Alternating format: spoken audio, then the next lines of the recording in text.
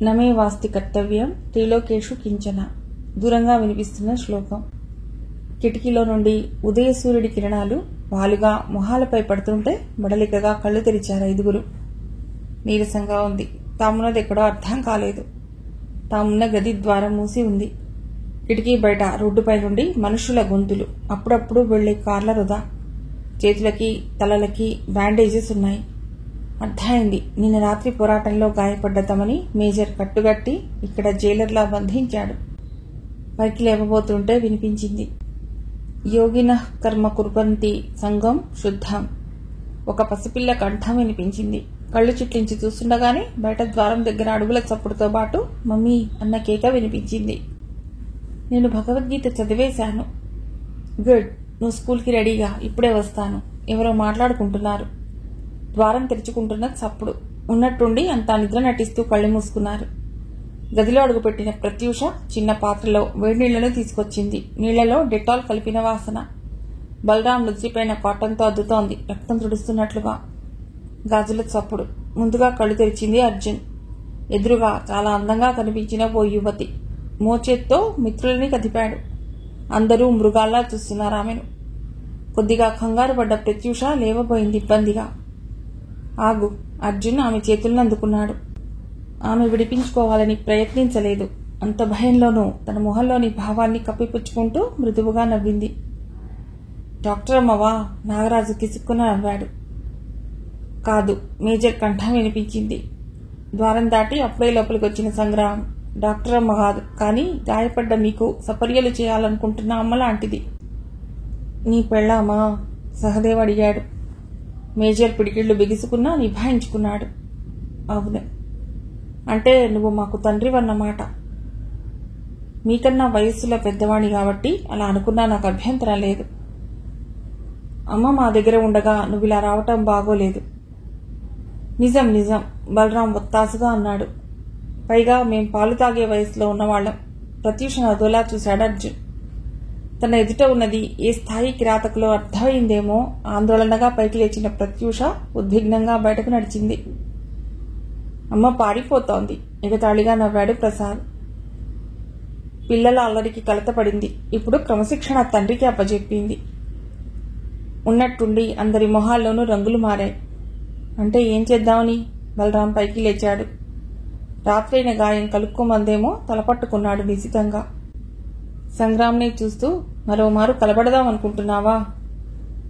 నేను తీసుకొచ్చింది మీతో పోరాటానికి కాదు. మరి? మీ పోరాట లక్ష్యాన్ని మార్చాలని, మీ అండతో నేనొక పోరాటం సాగిద్దామని. మా అండతోనా?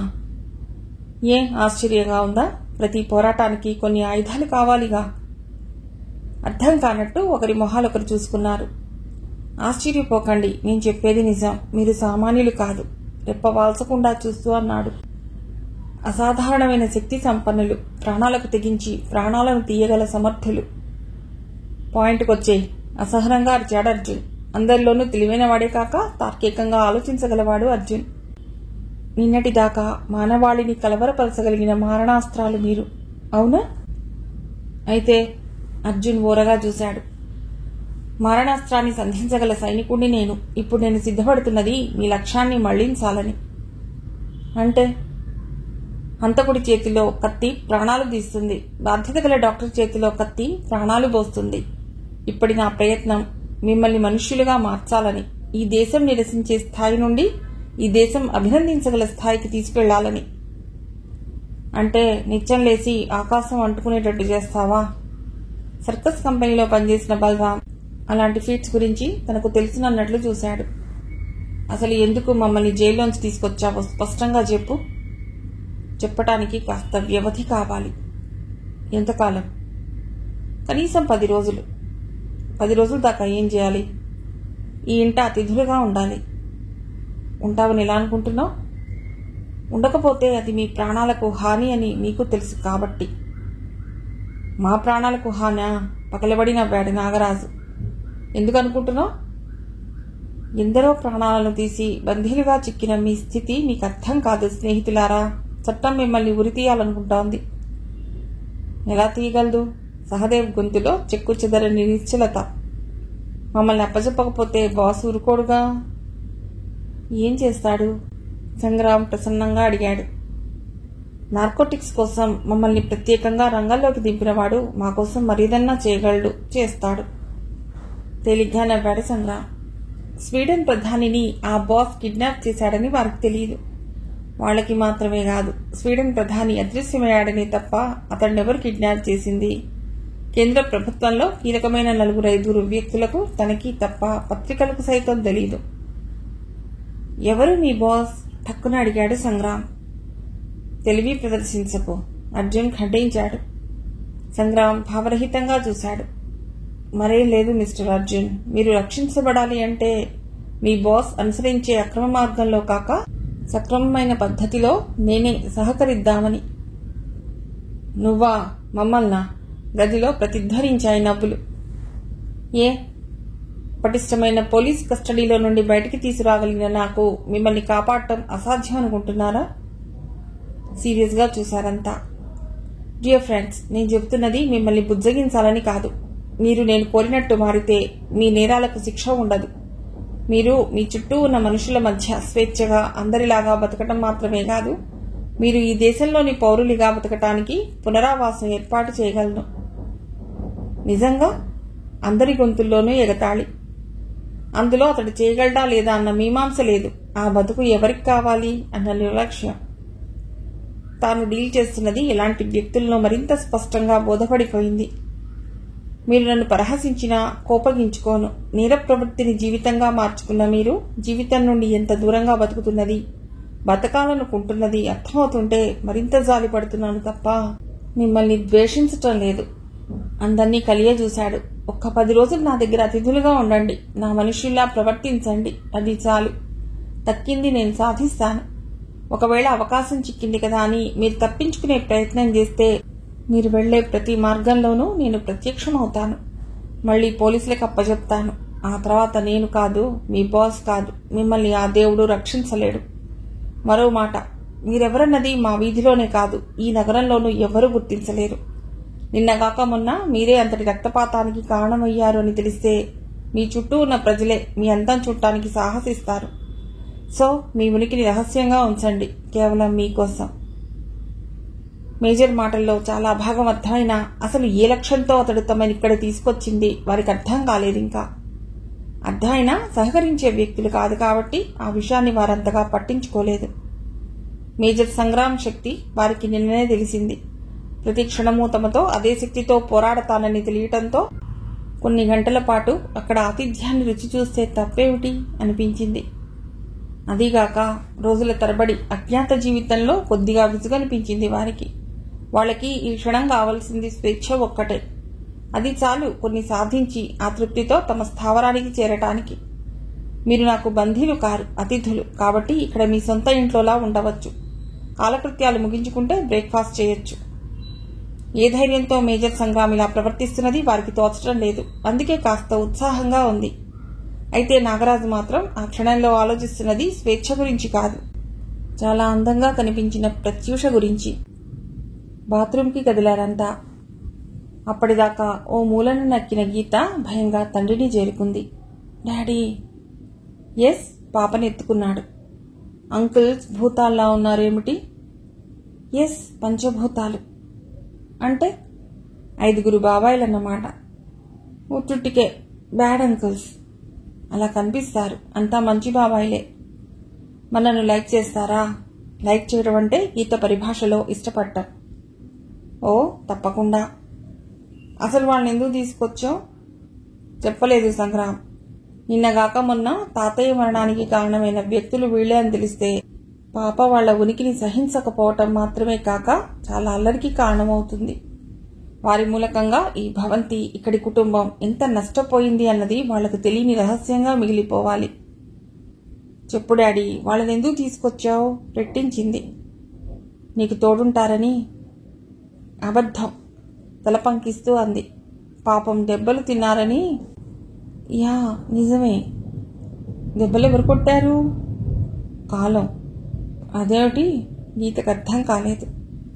రాత్రికి చెప్తాను. మరి బాబాయిలకి టిఫిన్ అరేంజ్ చేయమని మమ్మీకి చెప్పు. సరిగ్గా ఇదే సమయంలో ధడేల్ నవ్వు చప్పుడు వినిపించింది. పాప తండ్రిని భయంగా చుట్టేసింది బాత్రూంని చూస్తూ. అక్కడ బాత్రూంలో ఒక్కసారిగా అడుగుపెట్టిన 5 ఒంటికున్న గాయాల్ని మర్చిపోయినట్టు నీళ్లను ఒకరిపై మరొకరు బకెట్స్తో వంపుకుంటున్నారు. కొలంలోకి దిగిన ఏనుగుల ఘీంకారాల్లా కేకలు, బురదలో దిగిన పందుల్లా కుమ్ములాడుకుంటున్నారు. నోటితో నీళ్లను ఒకరిపై మరొకరు పుక్లించి పూస్తున్నారు. టబ్లోకి దిగిన బలరాం ఉన్నట్టుండి తన నుదిటితో సమీపంలోని సింక్ని గుద్దాడు. భళ్ళున పగిలిన చప్పుడు. పాప ఉద్యుక్తంగా బాత్రూం దగ్గరికి పరుగుదీసింది. సందిగ్ధంగా నిలబడిపోయాడు సంగ్రాం. నీళ్లు నేలపై చిమ్మటం మాత్రమే కాక ప్రవాహంలా ద్వారం దిగువగా హాల్లోకి వస్తున్నాయి. ఉన్నట్టుండి తలుపు తెరుచుకుంది. కెవ్వుమన్న పాప 2 అంగల్లో తండ్రి దగ్గరకు పరిగెత్తి, డాడీ, అంకుల్స్ అన్నీ చితగ్గొట్టేశారు అంది కంపించిపోతూ. గర్వంగా చూశారంతా. ఈ ఇంట జరగబోయే చాలా అనర్థాలకి తొలి ఉదాహరణగా పగిలిన సింక్ని, ముక్కలైన ప్లాస్టిక్ బకెట్లని చూస్తూ క్షణం పాటు నిలబడిపోయాడు సంగ్రాం. డైనింగ్ టేబుల్ దగ్గర టిఫిన్ చదువుతున్న ప్రత్యూష రెప్పలార్చకుండా చూస్తున్నది. అక్కడ హఠాత్తుగా నిశ్శబ్దం ఆవరించింది. అందర్నీ తదేకంగా చూసిన సంగ్రాం, మీ గదిలో నేనుంచిన డ్రెస్సెస్ తొడుక్కుని డైనింగ్ టేబుల్ దగ్గరకు రండి అన్నాడు మృదువుగా. చాలా రాద్ధాంతాన్ని ఊహిస్తే ఇంకా ప్రసన్నతనే ప్రదర్శిస్తున్న సంగ్రాంని ఓ పిచ్చివాడిలా చూసి పగలబడి నవ్వుకున్నారు. సన్నగా ఈల వేశాడు నాగరాజు. సంగ్రాంని చూసి కాదు, దూరంగా ఉన్న ప్రత్యూషను గమనిస్తూ. బయట సర్దుకున్న ప్రత్యూష తలదించుకుని కిచెన్లోకి నడిచింది. ఏ క్షణంలో ఏ ఉపద్రవాన్ని ఎదుర్కోవాలో తెలియని భయం ఆమెను చుట్టుముడుతోంది. సంగ్రాంని రెచ్చగొట్టినా ప్రయోజనం లేకపోవడంతో గదిలోకి నడిచారంతా. డాడీ, పాప భయంగా అంది. బాబాయిలు మంచివాళ్ళలా లేరు. జవాబు చెప్పలేకపోయాడు సంగ్రాం. క్షణక్షణము చిత్రంగా ప్రవర్తిస్తున్న వారి గురించి ఏం చెప్పి ఒప్పించాలో అతడికి అర్థం కావటం లేదు. పంపించే డాడీ. గీత కళ్ళల్లో నీళ్లు చిమ్మాయి. మన బాత్రూంలో టబ్ని బకెట్ని ముక్కలు చేసేశారు. చిన్నప్పుడు నువ్వు అంతేగా. అర్థం కాలేదు గీతకి. అవునమ్మా, పసిపిల్లలకి కొన్ని వెంటనే అర్థం కావు. మరి బాబాయిలు అంతే. నీ అంత పెద్దగా ఉన్నారుగా. అయినా మంచి చెడు తెలియజెప్పే నాలాంటి డాడీ లేడు. ఆ పదాలు గీతకి ఊహలను అందించటం లేదు. సో నువ్వు వాళ్లకన్నా తెలివైన దానివి, ధైర్యవంతురాలివి కాబట్టి వాళ్ళని నెమ్మదిగా లైన్ చేయాలి. గీత చూస్తోంది విభ్రమంగా. You are capable of doing it. Yes Geeta, రహస్యంగా అన్నాడు. నా మీద వాళ్ళకి కోపం పోవాలి అంటే నువ్వు తెలివిగా లైన్ చేయాలి. అప్పుడు చూశాడు సంగ్రాం. 5 డ్రెస్ చేసుకుని అప్పటికే బుద్ధిమంతుల్లా క్యూ కట్టి డైనింగ్ టేబుల్ దగ్గర నిలబడి ఉన్నారు. ఇది జైలు కాదు అలా క్యూలో నిలబడటానికి. అక్కడ కుర్చీలో కూర్చుని టిఫిన్ చేయొచ్చు. సంగ్రాం ఆదేశాన్ని అమలు చేస్తున్నట్లు అందరూ టేబుల్ చుట్టూ కుర్చీలో సెటిల్ అయ్యారు.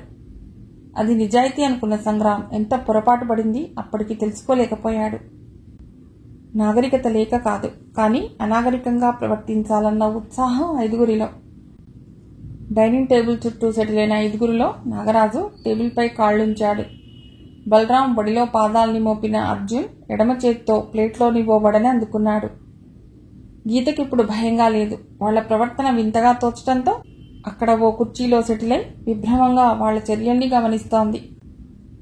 డాడీ చెప్పినట్టు వాళ్ళు నిజంగా పసిపిల్లల్లా కనిపించినందుకో లేక వాళ్లని లైన్ చేయమని అడిగినందుకో ఆ సన్నివేశంలో తాను ఉత్సాహంగా జోక్యం చేసుకుంది. వడని తినబోతున్న అర్జున్ని చూస్తూ అంకుల్ అంటూ పిలిచింది నెమ్మదిగా. తినే ముందు కళ్ళకద్దుకోవాలి. అలాగా నుదుటిపై పడుతున్న జుట్టును నిర్లక్ష్యంగా ఎగదోసుకుంటూ, అంటే ఇలానా? కాలివేలికి పడని కూర్చాడు. నేనన్నది కాళ్లకి అద్దుకోమని కాదు, కళ్ళకి.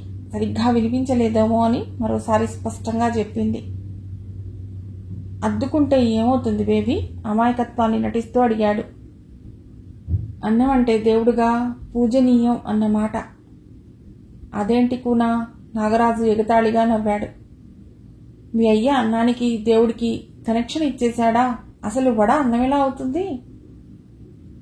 ఆహా, అది కాదు, చాలా ఓపిగ్గా చెప్పింది గీత. వడంటే కాదు, తినేదేదన్నా అన్నం అవుతుంది. మరి దేవుడంటే అన్నిట్లో ఉంటాడన్నమాట. అన్నింటిలోనా?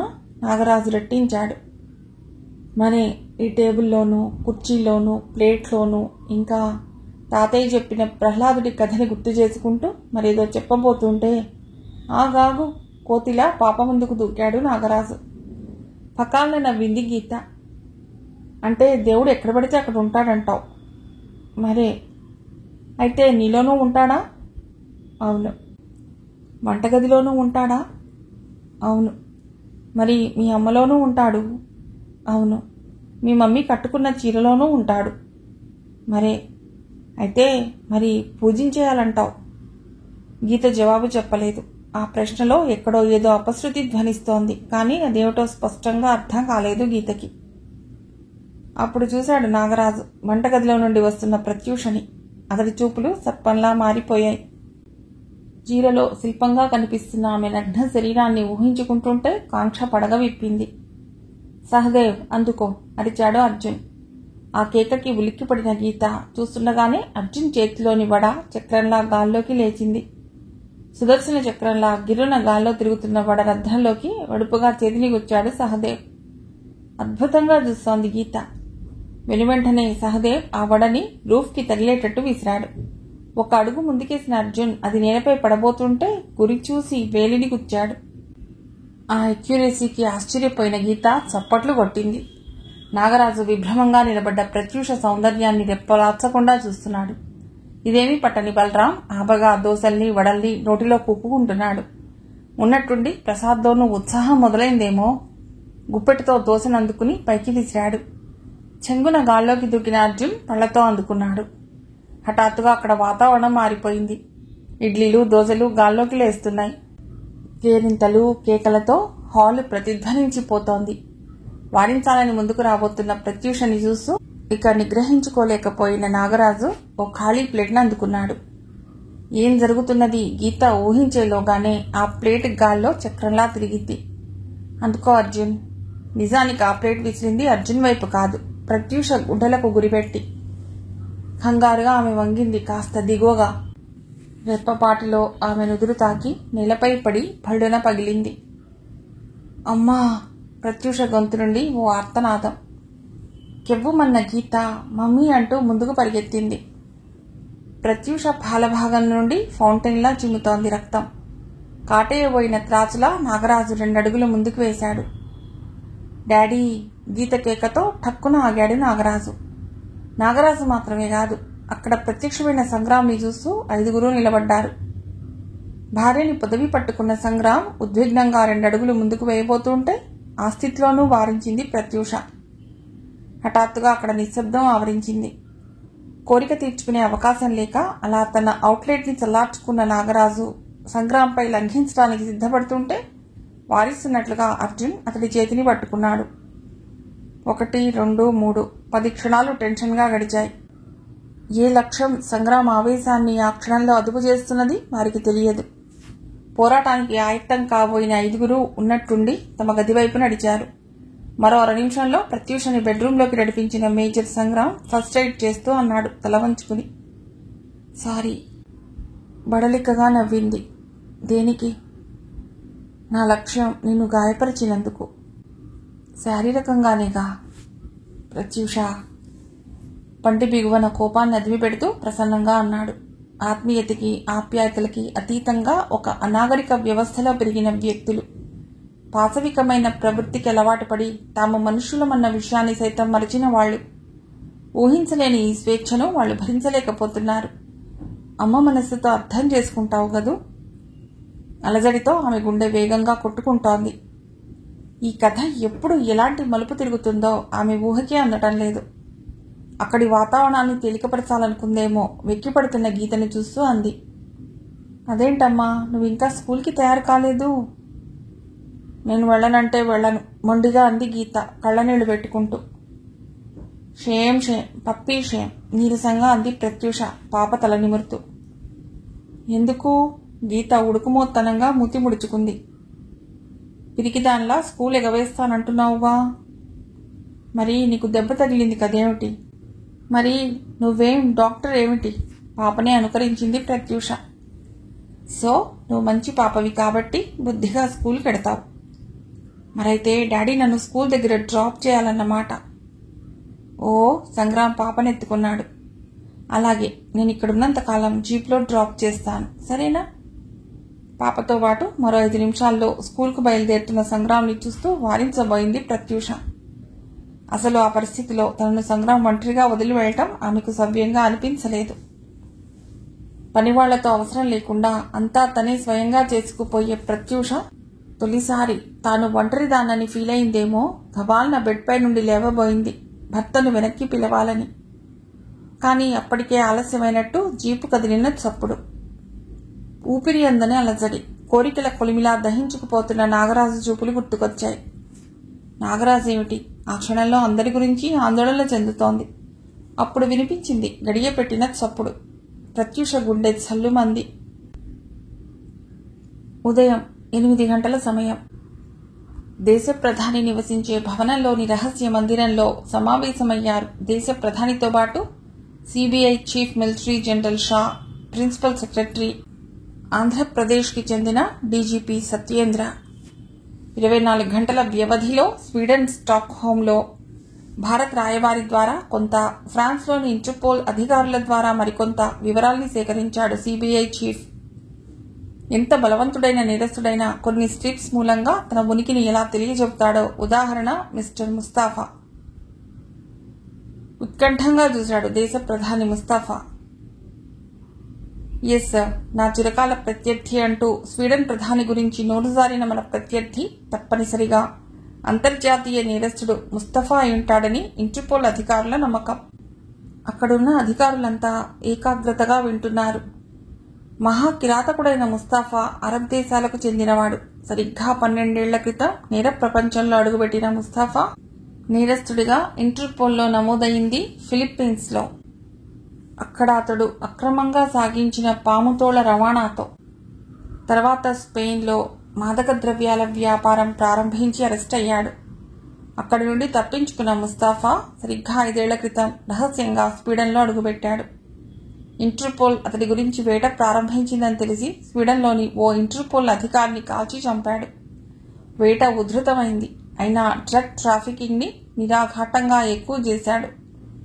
స్వీడన్ ప్రధాని ఎడ్బర్గ్ అధికారంలోకి వచ్చాక ప్రజల్లో, ప్రభుత్వంలో ఏర్పడిన దీక్ష, పట్టుదల మూలంగా మొత్తం మాదక ద్రవ్యాలని పోరాడి కట్ చేయటంతో ఎడ్బర్గ్ పై కత్తి కట్టిన ముస్తాఫా అతడికి సహకరించే ప్రజలపై కక్షతో టెర్రరిజం సృష్టించాడు. సుమారు 760 మంది స్వీడన్ జాతీయుల్ని తన ముఠాతో హత్య చేయించాడు. అలా ఎడ్బర్గ్ పై ఒత్తిడి తీసుకురావాలన్నది అతడి ప్రయత్నం. ఎండాకాలం ముగుస్తుండగా నేషనల్ హాలిడేగా జూన్ 6వ తేదీన ప్రజలు సెలబ్రేట్ చేసుకుంటున్న తరుణంలో షెంగర్మేన్ ల్యాండ్ అనబడే నగరంలో జరిగిన ఈ హత్యాకాండ క్రీస్తు శకం 1814 మొదలుకుని ఇంతవరకు యుద్ధం చేయని స్వీడన్లో నమోదైన అతి కిరాతకమైన నరమేధంగా గుర్తింపబడింది. ముస్తాఫా ఎంత కిరాతకుడు అంటే ఆలస్యంగా అతడి జీవితం తెలుసుకున్న అతడి భార్య కూడదని అతన్ని వారిస్తే ఆమెను ముక్కలు చేసి ప్రధాని ఎడ్బర్గ్కి పార్సిల్గా పంపాడు. అటువంటి ముస్తాఫా భారతదేశానికి చెందిన అతడి ప్రియురాలు సోనియాతో పాటు స్టాక్ హోంలోని ఓ హోటల్లో పట్టుబడ్డాడు. ఓ జైల్లో నిర్బంధించబడ్డాడు. సరిగ్గా 2 నెలల కాలంలో హఠాత్తుగా జైల్లో ప్రవేశించిన తన ముఠా అండతో అక్కడ 15 మంది జైలు అధికారుల్ని సంహరించి ఆ దేశం నుండి తప్పించుకున్నాడు. అప్పటి నుండి సోనియాతో పాటు దేశంలో ఉండవచ్చు అని అనుమానిస్తున్న ఇంటర్పోల్ స్వీడన్ ప్రధాని అదృశ్యాన్ని బట్టి ముస్తఫా ప్రస్తుతం ఇండియాలో ఉండి ఉంటాడని బలంగా విశ్వసిస్తుంది. 2 క్షణాల నిశ్శబ్దం. సో ఇప్పుడు దేశ ప్రతిష్టని అంతర్జాతీయ స్థాయిలో దిగజార్చిన ముస్తఫా ఆంధ్రప్రదేశ్లోని ఆ అడవిలోనే తన స్థావరం ఏర్పాటు చేసుకున్నాడన్నది నిర్వివాదాంశం. జరిగిన హత్యాకాండ స్థావరాల్ని గాలిస్తూ హతులైన పోలీసు బలగం లాంటి పరిస్థితుల్ని సమన్వయపరుచుకుంటే ముస్తఫా ఒక బలమైన శక్తిగా ఇక్కడ వేళ్లుడినట్టు అర్థమవుతోంది. నివేదికతో పాటు తన తర్కాన్ని ఉపయోగించిన సిబిఐ చీఫ్ ప్రధాని వైపు చూశాడు. మిలిటరీ జనరల్ షాని ప్రశ్నార్థకంగా గమనిస్తూ అడిగాడు భారత ప్రధాని. మేజర్ సంగ్రామ్ మిషన్ ఎంతవరకు వచ్చింది? 5 నేరస్తులని తనతో పాటు ఇంటి దగ్గరే ఉంచుకున్నాడు సంగ్రామ్. ప్రస్తుతం వారిలో మానసికమైన మార్పు సాధించాలని ప్రయత్నిస్తున్నట్టు ఇన్ఫర్మేషన్ అందించాడు. I don't think it's possible. సులభంగా సాధ్యం కాకపోవచ్చు సార్, కానీ సాధించాడన్న నమ్మకం నాకుంది అన్నాడు జనరల్ షా. కానీ బాస్ లాంటి వ్యక్తి చేత ట్రైన్ చేయబడిన ఆ వ్యక్తులు ప్రాణాలకు తెగించి నరమేధాన్ని సృష్టించగలిగిన వాళ్ళు. కాబట్టే తమ ప్రాణాలకు విలువ ఇవ్వని ఆ వ్యక్తుల్నే సంగ్రామ్ కోరాడు. ప్రశ్నార్థకంగా చూస్తున్న ప్రధానితో అన్నాడు జనరల్. సార్, సంగ్రామ్ అనలిటికల్ గా ఆలోచించి ఆ వ్యక్తుల్ని కావాలనటంలో ఉద్దేశాలు రెండు. ఒకటి, బలవంతుడైన ప్రత్యర్థి ముఖ్య అస్త్రాలైన ఆ వ్యక్తుల్ని ప్రత్యర్థులపై తాను అస్త్రాలుగా వాడాలనుకోవటం. అంతకుమించి శత్రువుల స్థావరం తాలూకు నైసర్గిక స్వరూపాన్ని, అక్కడి బలాన్ని అంచనా వేయటానికి వాళ్లనే ఇన్ఫార్మర్స్ గా మార్చుకోవాలనుకోవటం. కానీ మన ప్రత్యర్థి వాళ్ళకి కావలసిన వాడు. ఉన్న వ్యవధిలో ఇది ఎలా సాధించగలడు? Withdraw apologies sir. సంగ్రామ్ శక్తియుక్తుల్ని మీరు ఊహించలేరు. కావచ్చు, కానీ ఆ వ్యక్తులు మొండితనంలో రాజు కంటే బలవంతులు. రాజు కన్నా బలవంతులేమో తప్ప మృత్యువు కన్నా కాదు. లక్ష్యం విషయానికి వస్తే సంగ్రామ్ మనిషి కాదు, మృత్యువు. ప్రధాని డీజీపీ సత్యేంద్ర వంక ఆలోచనగా చూశాడు. సంగ్రామ్ తన అధీనంలోకి తీసుకున్న 5 నేరస్తుల విషయంలో ఏ జాగ్రత్తలు తీసుకున్నారో వివరించండి. సార్, మీ ఆదేశాల ప్రకారం 5 ఫోటోలు పత్రికలకు అందకుండా జాగ్రత్త పడ్డాం.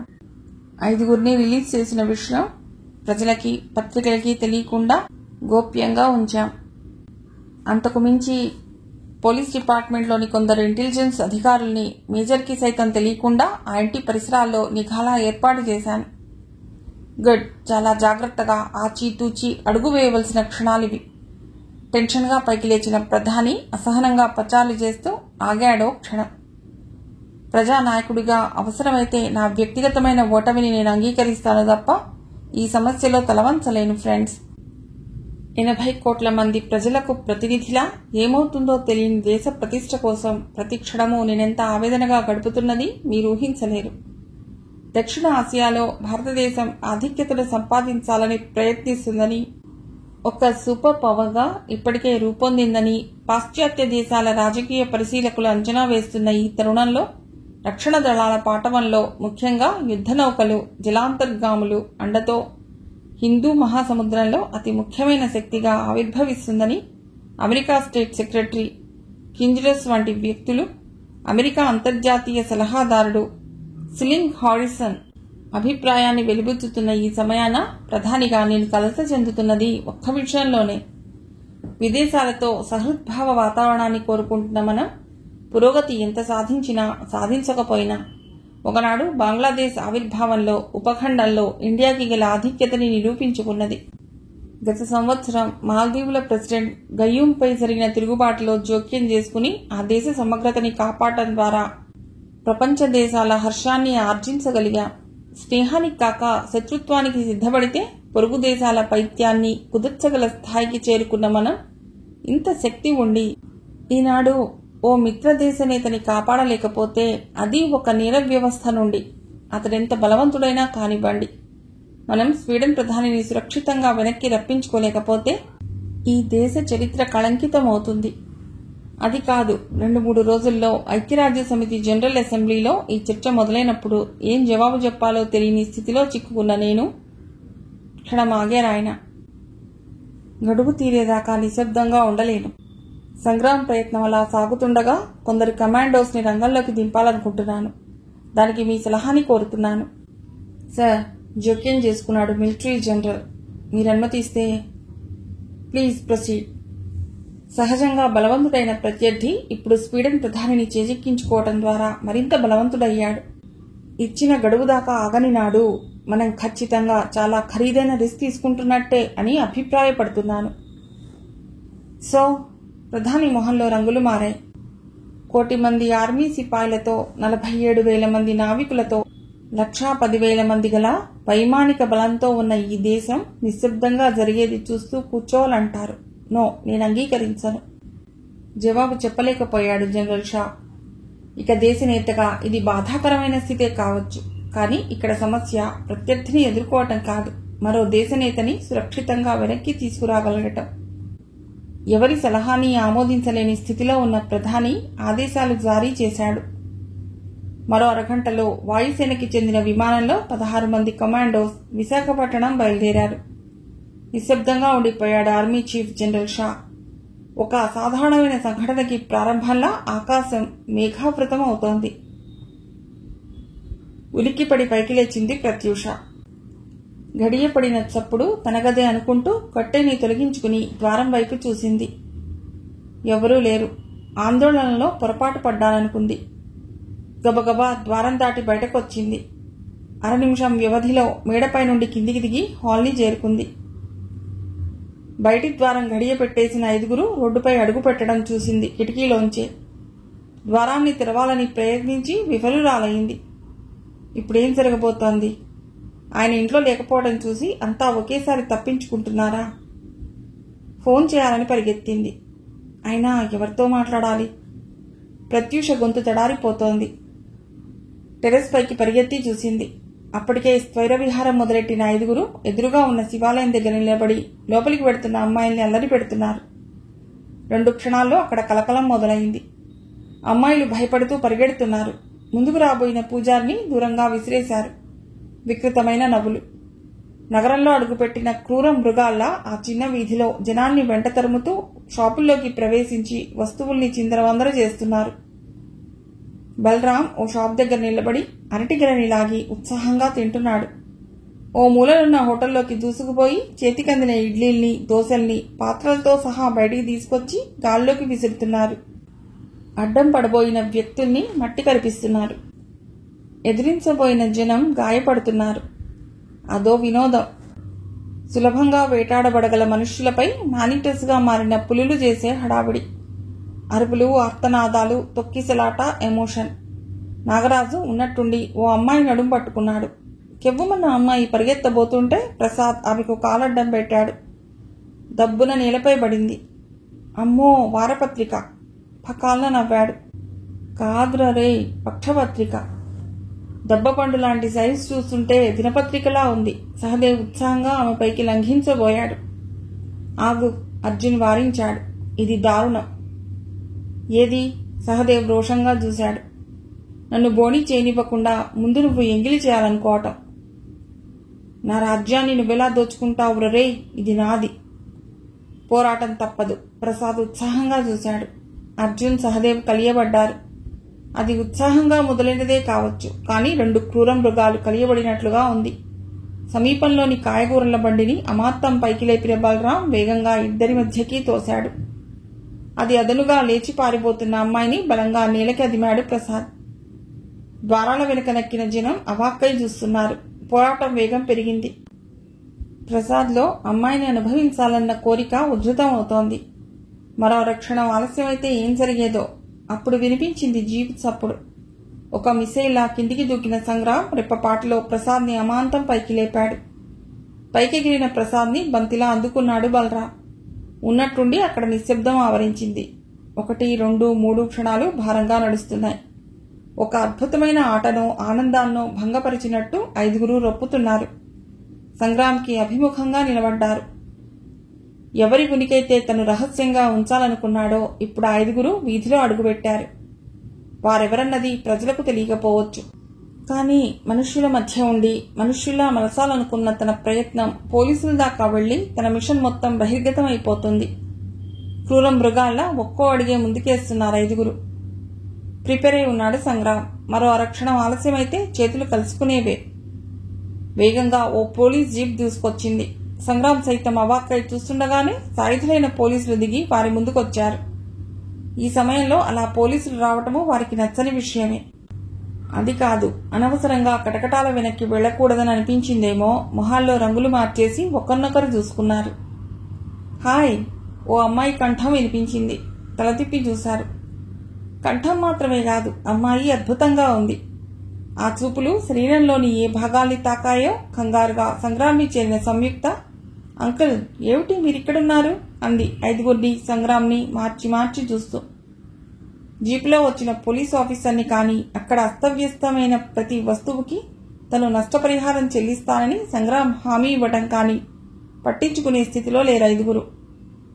స్లిమ్గా ఉన్న అమ్మాయినైతే వారపత్రికగా అడ్రస్ చేసే ఆ వ్యక్తులు చిన్న వయసులో సైతం అంత నదురుగా ఉన్న సంయుక్తని చూస్తూ నాలుకతో పెదవుల్ని తడుపుకుంటున్నారు. Hi, Clint Eastwood. అర్జున్ని పలకరించింది ఉత్సాహంగా. You're a strong guy. Arjun గర్వంగా చూశాడు మిత్రుల వైపు. వాళ్ళ కన్ఫర్మేషన్ అక్కర్లేదు. నేను చెప్తున్నాగా, ఈ డ్రెస్లో నువ్వు నిజంగా డల్టీ హారీలోని క్లింట్ ఈస్ట్వుడ్లా ఉన్నావు. ప్రామిస్. Thank you.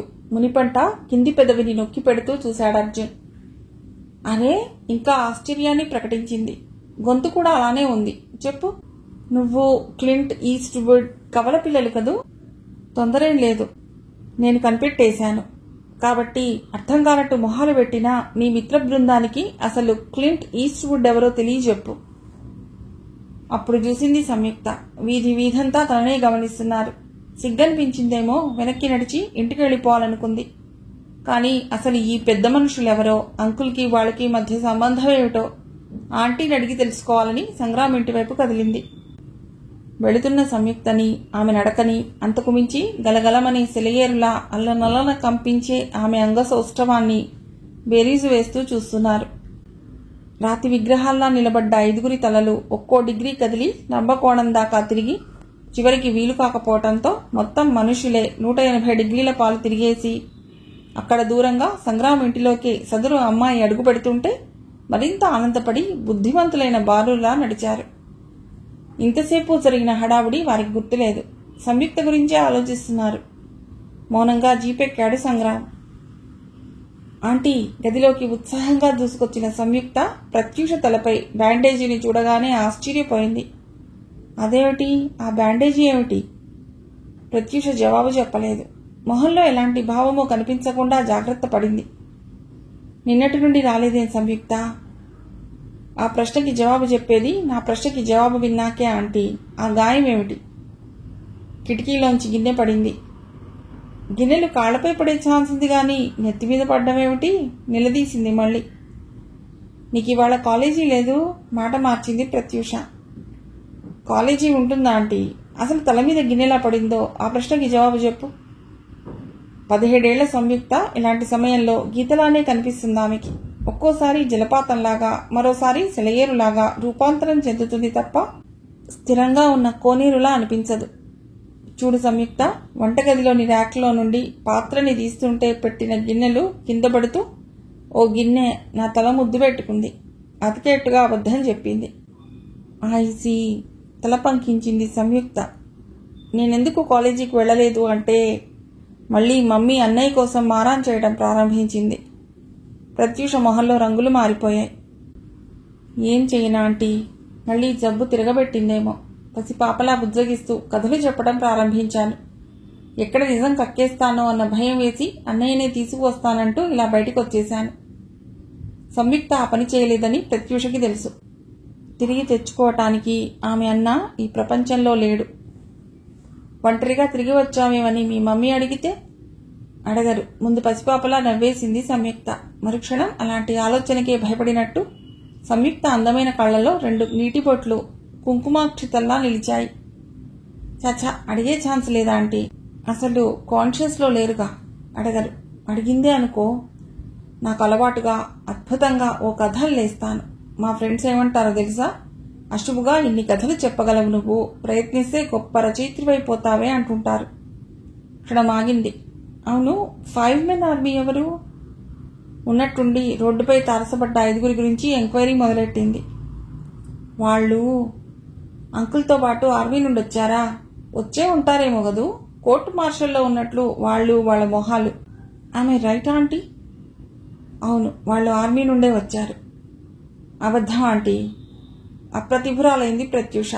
మరో అబద్ధం చెప్పాలి. యూసీ ఆంటీ, వాళ్ళు ఖచ్చితంగా ఎలా ఉన్నారో చెప్పనా? చెప్పు. 1972 మ్యూనిట్ ఒలింపిక్స్లో 11 మంది ఇజ్రాయలీ అథ్లెట్స్ ప్రాణాలు తీసిన పాలస్తీనియన్ టెర్రరిస్టులా ఉన్నారు. 1980లో లండన్లోని ఇరానియన్ ఎంబసీని ఆక్రమించిన ఇరాకీ టెర్రరిస్టులా ఉన్నారు. ఎవరు వాళ్ళు? ఫేసెస్ మార్చుకుని ఫిరోజ్పూర్ నుండి ఇక్కడికి వచ్చిన టెర్రరిస్టులా, లేక సరదాగా పసిపిల్లల్ని సైతం? టక్కున ఆగిపోయింది సంయుక్త. పదాలు దొరక్క కాదు. అక్కడ ఎదురుగా ద్వారం బయట 5 నిలబడి ఉన్నారు. 2 కిటికీలోంచి, ఒకడు ద్వారం చాటు నుంచి, మరో 2 కట్టెన్ లాగి రెప్పవాల్చకుండా తన్నే చూస్తున్నారు. ఆ చూపులు మామూలుగా లేవు. సంయుక్త వేసుకున్న జీన్స్ ప్యాంట్ని, షర్ట్ని లేజర్ బీమ్స్లా కాల్చి శరీరం చురుక్కుమంటోంది. అబ్బాయిల కళ్లల్లో ఇంత పవర్ ఉంటుందని తెలిసిన తొలి క్షణం అది. ఏ క్షణంలో అయినా కొంప మునిగేటట్టు మనస్సు గట్టిగా చెప్తుంటే గాబరాగా బయటికి నడిచింది. అసలు తను అలా భయపడ్డం సమంజసంలా తోచలేదు. పలుకరిస్తే మాట్లాడేదే కానీ వట్టిగా చూపుల తోటాల్ని అలా సంధించడం మాత్రం సహించలేకపోయింది. క్లింట్ ఈస్ట్వుడ్ ని మరోసారి ఆపాదమస్తకం పరిశీలించింది. ఆ స్థితిలో కూడా సుమారు 6 అడుగుల పొడవు, సన్నగా ఉన్న పోతపోసిన ఇనుములా అనిపించే షోల్డర్స్, పోరాటం మొదలు కాని మొత్తం ప్రపంచాన్నే పాడి చేస్తాననిపించే అతడి చూపుల్లోని తీవ్రత. పర్వాలేదు, తెలుగుతెరకి ఓ హాలీవుడ్ లెవెల్ ఆర్టిస్ట్ని అందించవచ్చు. నెమ్మదిగా వాణ్ణి సమీపించి క్రాస్ చేయగానే పెద్ద ఆపద తప్పినట్టు వేగంగా నడక ప్రారంభించింది. మెట్లు దిగి హాల్లోకి ప్రవేశించాక అర్థమైంది 5 తననే అనుసరిస్తున్నారని. అంతే, ఈసారి నిజంగానే భయం లాంటిది చుట్టుముట్టి నడక వేగాన్ని పెంచింది. అందుకోవాలనుకున్నారేమో 5 పరుగులాంటి నడకతో ద్వారం చేరుతుండగా జీపు పోర్టికోలోకొచ్చింది. అలర్ట్ అయిపోయారు. పనుందని వెళ్ళిపోతున్నాను అంకుల్. సంగ్రామ్ జవాబు కోసం ఎదురు చూడకుండా వెళ్ళిపోయింది సంయుక్త. కొన్ని క్షణాల క్రితమే ఒక తుఫాన్ సృష్టించిన 5 సంయుక్త నిష్క్రమణంతో తుఫాన్లో నుండి తేరుకున్నట్లు చూస్తున్నారు. కిరాతకులు సైతం వినోదం పొందగలరు అన్న సత్యానికి సాక్ష్యం సంయుక్త వారిపై, ముఖ్యంగా అర్జున్లో కలిగించిన అలజడి. అది ప్రేమ కాదు, కోరిక. బహుశా అనుభవించి వదిలేయాలన్న ఆరాటం. అనుభవం సైతం మామూలుగా కాదు.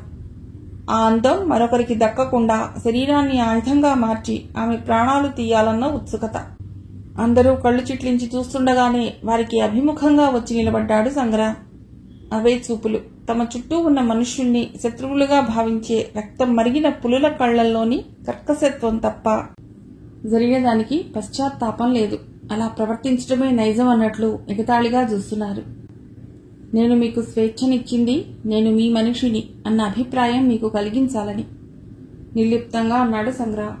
జైలు గోడల మధ్య నుండి ఈ ప్రపంచంలోకి తీసుకొచ్చి శిక్షించటానికి కాదు, శిక్షణనివ్వటానికి.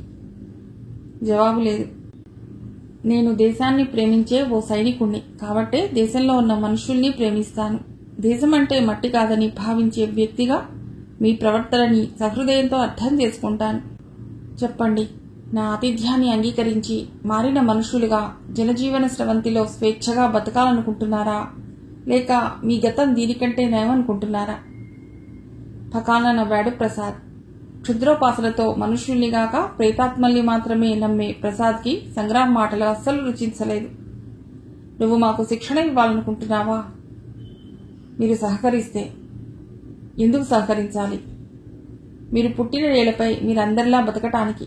రక్తం చుట్టం మాత్రమే అలవాటైన మీ కళ్లలో రేపటి బతుకు కోసం ఊపిరి నింపటానికి. దానివల్ల నీ కొరిగేదేమిటి? దారి తప్పిన నా తమ్ముళ్ళని సరిదిద్దానన్న తృప్తి. గాడి తప్పిన మీ అసాధారణ శక్తియుక్తుల్ని ఈ దేశం కోసం ఉపయోగించి అమ్మలాంటి నేలతల్లి రుణం తీర్చుకోగలిగానన్న సంతృప్తి. మమ్మల్ని ప్రత్యేకించి ఎందుకు ఎన్నుకున్నా? చాలా సున్నితమైన ప్రశ్నది. జవాబు చెప్పలేదు సంగ్రామ్. చెప్పలేక కాదు, ఇప్పుడే చెప్పటం సమంజసం అనిపించక. అయినా అది జవాబు లేని ప్రశ్న కాకూడదు. ప్రత్యేకించి మిమ్మల్ని ఎన్నుకోవడంలో ఉద్దేశం మీలోనే అంత ప్రత్యేకత నాకు కనిపించింది కాబట్టి. నా దేశానికి మీ అరుదైన ప్రత్యేకతతో చాలా అవసరం ఉంది కాబట్టి. ఆ వాక్యాలు ఎవరినీ కదిలించినట్టు లేవు. అసహనంగా ఉంది. అయినా ఆవేశాన్ని అదుపు చేసుకున్నాడు సంగ్రామ్. శక్తి కన్నా క్షమ చాలా శక్తివంతమైనదని తెలిసిన వ్యక్తిగా శిథిలం చేయటం కన్నా నిర్మాణం క్లిష్టమని గుర్తించిన అనుభవజ్ఞుడిగా అన్నాడు. మీరు ఇలాగే బతకాలి అనుకుంటే ఇక ఈ స్వేచ్ఛకి అనర్హులు. 10 రోజుల అవకాశంతో మార్గాన్ని మళ్లించుకుంటారో లేక తిరిగి చట్టానికే అప్పచెప్పబడి ఉరికంబం ఎక్కుతారో మీరే నిర్ణయించుకోండి. నేను అతిశయోక్తిగా మాట్లాడటం లేదు. మృత్యువుకి కొన్ని అంగుళాల దూరంలో నిలబడ్డ మిమ్మల్ని బయటకు తీసుకొచ్చింది మీకు బతికే అవకాశం ఇవ్వాలని.